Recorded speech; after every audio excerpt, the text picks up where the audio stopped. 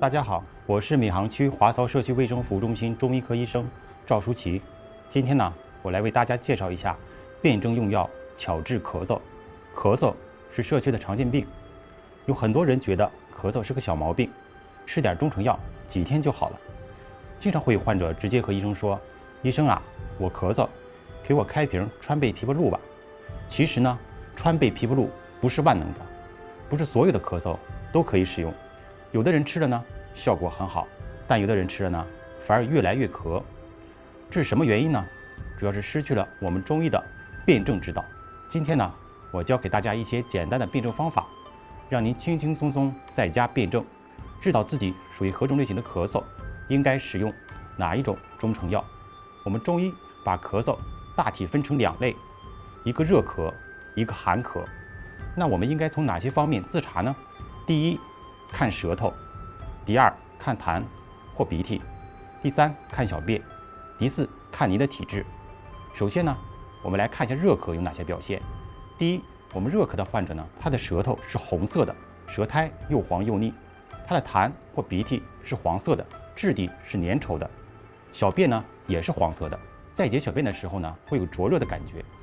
我们热咳的患者大多见于一些儿童或者青壮年这种体质壮实的人群。如果您在这4条里占了2条，那你很可能就是热咳了。我们推荐您使用川贝枇杷露或是小儿咳喘灵。如果您在这个时候咽痛比较明显，还可以再加用板蓝根颗粒或蓝芩口服液。在这里呢，我再给你推荐一个冰糖雪梨粥。准备一个梨子，把它切成块，与6克的川贝、6克的银耳，还有6克的冰糖共同煎煮，等汤汁浓稠就可以服用了，可以起到润肺、清肺、止咳、化痰的功效。说完热咳，我们再来说一下寒咳。寒咳的症状和热咳是截然相反的。寒咳的患者，他的舌头是暗色的，舌苔是白的、湿润的，痰或鼻涕是白的，质地是稀薄的，小便呢是比较清澈的。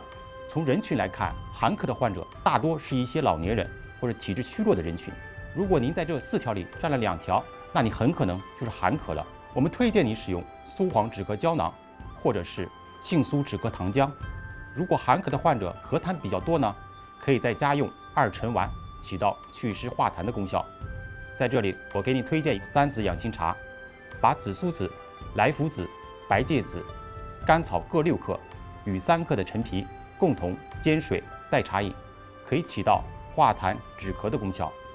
好了，关于咳嗽，相信您应该知道如何辨证使用中成药了。